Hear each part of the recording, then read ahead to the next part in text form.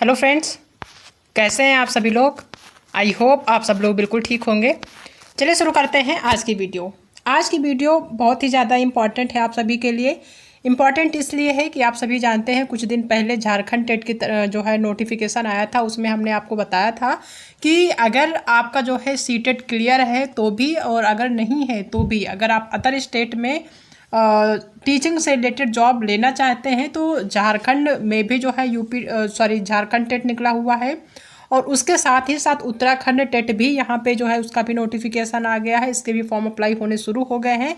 तो अगर आप उत्तराखंड से हैं तो आप उत्तराखंड टेट का फॉर्म अप्लाई कर सकते हैं। अगर आप अदर स्टेट से हैं तो भी आप अप्लाई कर सकते हैं, और झारखंड का तो आप कर ही सकते हैं। ठीक है। अगर आप यूपी से हैं तो आप थोड़ा सा वेट कर सकते हैं। यूपी में भी टेट देखने को मिलेगी, लेकिन थोड़ा सा लेट देखने को मिलेगा। ठीक है। तो इसके बारे में भी डिटेल में डिस्कस करेंगे कि जो उत्तराखंड टेट है इसमें कौन कौन से लोग एलिजिबल होंगे, कब से फॉर्म अप्लाई हो रहे हैं, कब लास्ट डेट है, फीस क्या है, इसका सिलेबस क्या है, टोटल सारी चीज़ें इन जो है डिटेल में डिस्कस करने वाले हैं। तो चैनल पर नए हैं तो चैनल को सब्सक्राइब कर लीजिएगा, साथ में अपने दोस्तों को भी शेयर कर दीजिएगा ताकि उनको भी हेल्प मिल सके। अगर वो टेट का एग्ज़ाम देना चाहते हैं अदर स्टेट का तो उनके लिए ये बेनिफिट रहेगा, वो जो है अप्लाई कर सकते हैं। ठीक है। तो ये उत्तराखंड टेट का है। जो लोग उत्तराखंड से हैं या उत्तराखंड में टेट देना चाहते हैं, वहाँ पर जॉब करना चाहते हैं, तो उनके लिए ये इम्पॉर्टेंट है, वो जो है देख सकते हैं। ठीक है।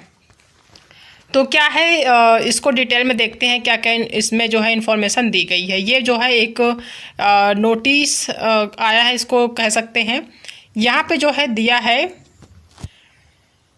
कि उत्तराखंड अध्यापक पात्रता परीक्षा प्रथम एवं द्वितीय यूटेट फर्स्ट एंड सेकेंड 2024 हेतु आवेदन पत्र परिषद की वेबसाइट www.ukutet.com पर दिनांक 23 जुलाई 2024 से ऑनलाइन आमंत्रित किए जाते हैं। यानी कि आपके फॉर्म अप्लाई 23 जुलाई से ही शुरू हो गए हैं। ठीक है।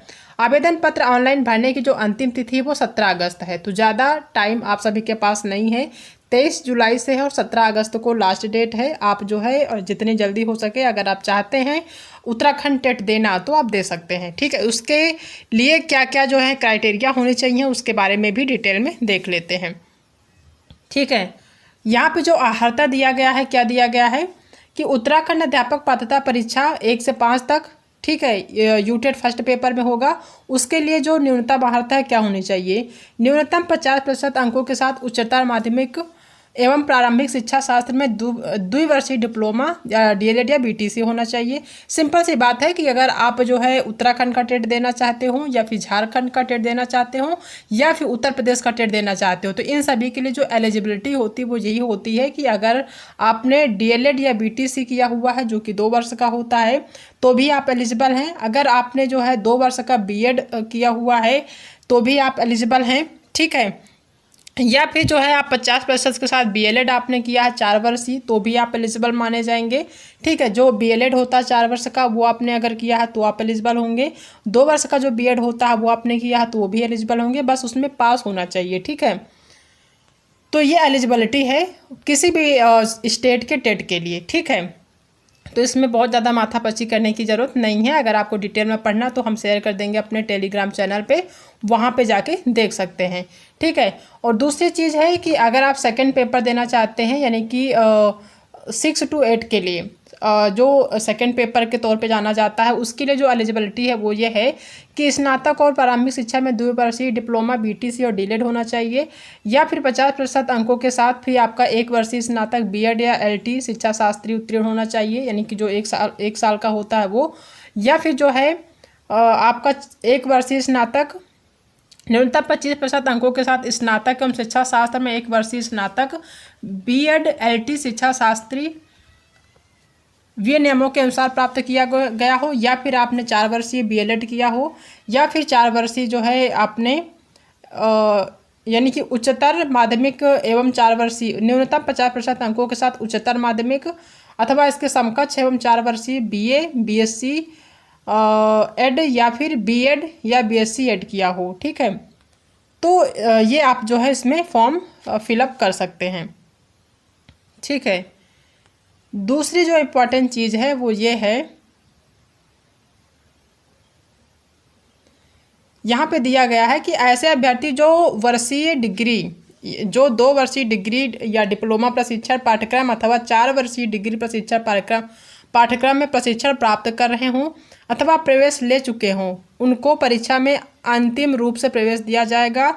उनका यूटीटी प्रमाण पत्र उक्त परीक्षाओं के उत्तीर्ण करने पर ही वैध होगा। ठीक है, यानी कि जो लोग 2 वर्ष का जो है डिग्री या डिप्लोमा ले रहे हैं या फिर 4 वर्ष के लिए जो है डिग्री डिप्लोमा ले रहे हैं, वो जो है यानी कि अगर वो प्राप्त कर रहे हैं, उनका कंप्लीट नहीं हुआ है या फिर वो कर रहे हैं या फिर प्रवेश ले चुके हैं, तो उनको परीक्षा में अंतिम रूप से प्रवेश दिया जाएगा। ठीक है, कह रहे हैं कि वो पेपर दे सकते हैं और उनका जो यूटेट है यानी कि यूटीटी का जो प्रमाण पत्र है वो उक्त परीक्षाओं के उत्तीर्ण करने पर ही वैध होगा। जब वो परीक्षा उत्तीर्ण कर लेंगे तब वैध माना जाएगा। ठीक है, तो ये क्लियर हो गई होंगी। नेक्स्ट जो है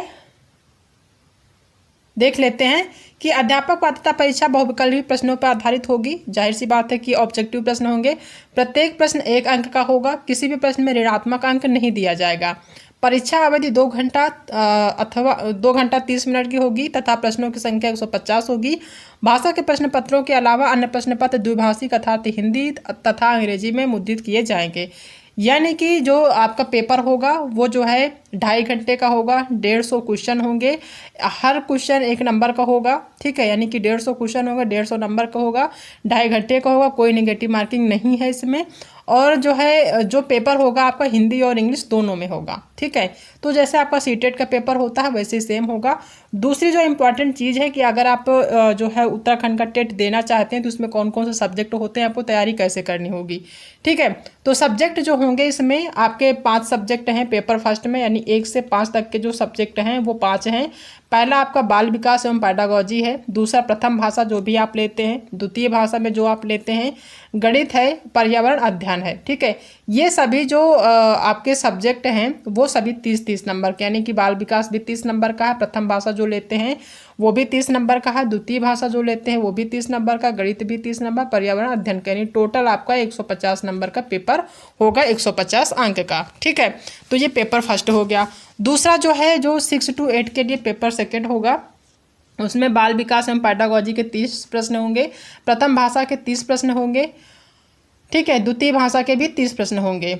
और जो है अगर आपका गणित और विज्ञान है तो उसके 60 जो है क्वेश्चन होंगे, या फिर गणित और विज्ञान की जगह आपका जो एसएसटी है तो फिर उसके भी 60 क्वेश्चन होंगे जैसे आपका सीटेट में होता है। ठीक है, टोटल 150 प्रश्न होंगे इसमें भी 150 नंबर के। ठीक है, अभ्यर्थी को अपने आवेदन पत्र में प्रथम चयनित भाषा एवं द्वितीय चयनित भाषा का स्पष्ट रूप से उल्लेख करना होगा। बिल्कुल से जैसे आप सीटेट में करते हैं वैसे यहाँ करना है।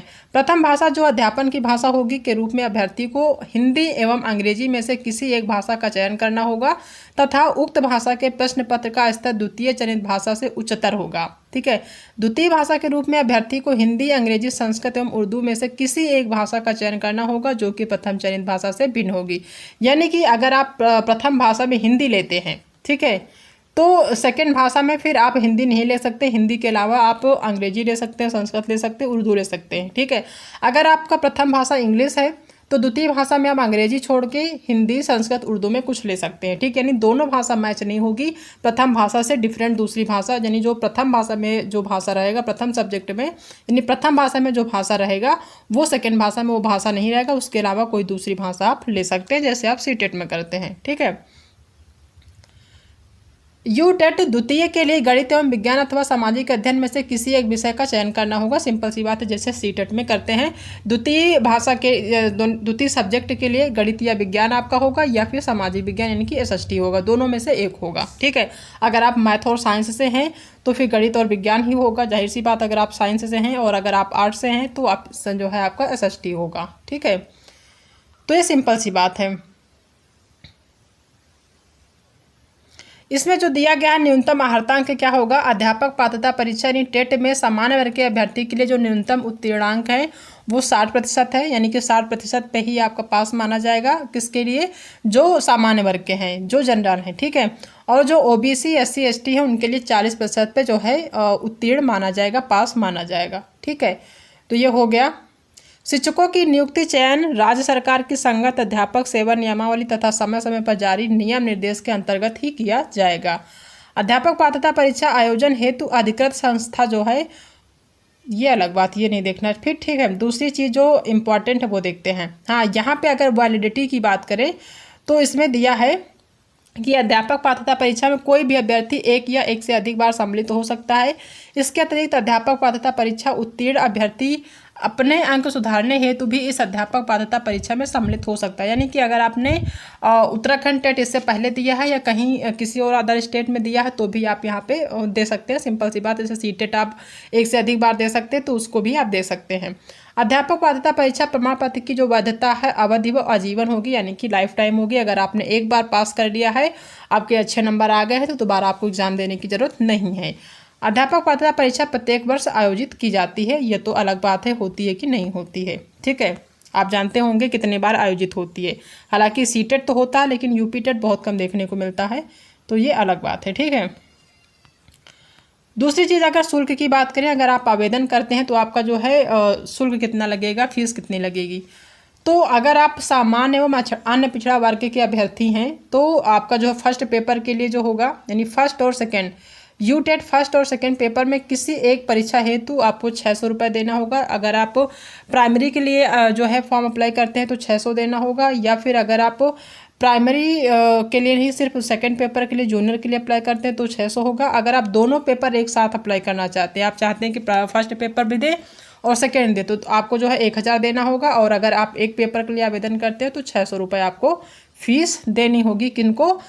ओबीसी और जनरल के लिए। दूसरी चीज़, जो अनुसूचित जात हैं, अनुसूचित जात और अनुसूचित जनजाति और निःशक्त अभ्यर्थी हैं, उनको एक पेपर के लिए 300 रुपये देना होगा और दोनों पेपर के लिए 500 रुपये देना होगा, ठीक है। ये जो है फीस है यहाँ की जो निर्धारित की गई है, ठीक है। परीक्षा हेतु जमा शुल्क किसी भी दशा में वापस नहीं किया जाएगा। परीक्षा शुल्क का भुगतान ऑनलाइन ही होगा। शुल्क का ऑनलाइन भुगतान करते समय निर्देशों का पालन पूरी गंभीरता से करें। एक से अधिक बार शुल्क जमा होने के लिए अभ्यर्थी स्वयं उत्तरदायी होगा। किसी भी दशा में जमा शुल्क वापस नहीं किया जाएगा। अच्छा, इसमें दिया है परीक्षा केंद्र के बारे में अगर देखें तो लिखित परीक्षा हेतु राज्य के सभी 13 जनपदों के 29 शहरों में परीक्षा केंद्र निर्धारित किए गए हैं, जिनका विवरण सिंपल सी बात है कि ये उत्तराखंड का है तो वहीं पर एग्ज़ाम होगा, कहीं अदर नहीं होगा, वहीं उसी स्टेट में एग्ज़ाम होगा, ठीक है।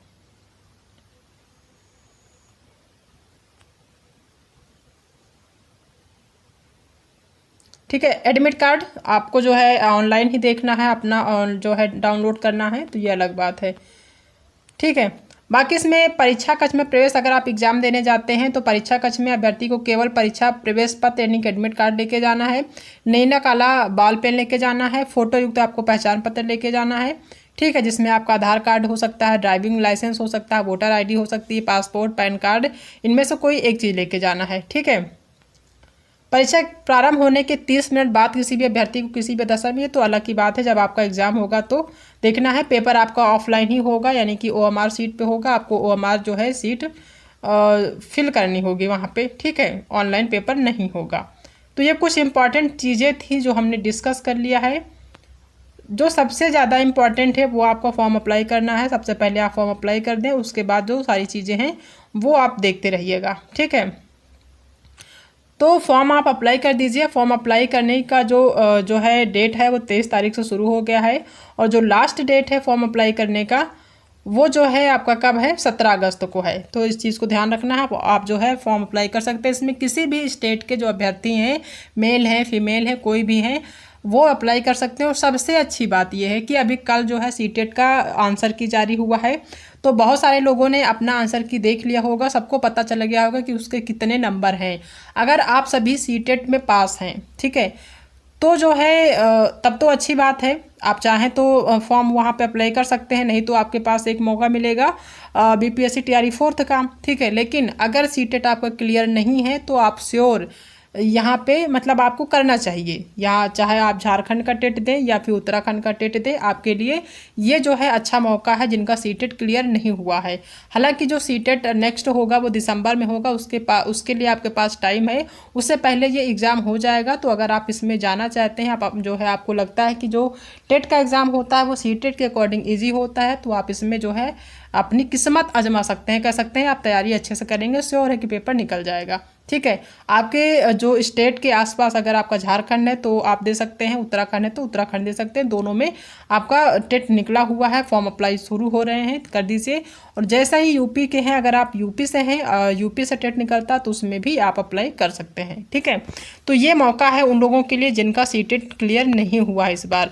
अभी सीटेट दिसंबर के लिए टाइम है, तब तक आपका ये एग्ज़ाम हो जाएगा। तो आप इसमें जो है अच्छे से मेहनत कर सकते हैं और अपना जो है स्कोर ला सकते हैं, अच्छा स्कोर ला सकते हैं। ठीक है, तो बहुत अच्छी जो है कह सकते हैं कि बहुत अच्छा मौका है उन सभी लोगों के लिए जिनका सीटेट इस बार जो है क्वालिफाई नहीं हुआ है।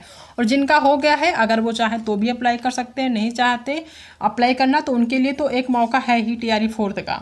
वो TRE 4 आएगा, उसमें वो फॉर्म अप्लाई कर देंगे। ठीक है, लेकिन अगर आप चाहते हैं कि आप यूपी टेट जो है आपको देना चाहिए तो आपके लिए ये जो है अच्छा अवसर है, आप दे सकते हैं। तो आई होप कि चीज़ें लगभग समझ में आ गई होंगी। अगर समझ में आ गई हैं तो वीडियो को लाइक कर दीजिएगा, अपने दोस्तों में भी शेयर कर दीजिएगा, उनको भी हेल्प मिल जाएगी। और अगर आप चैनल पर पहली बार विजिट कर रहे हैं तो चैनल को सब्सक्राइब कर लीजिएगा, साथ में अपने दोस्तों को भी शेयर कर दीजिएगा। ठीक है।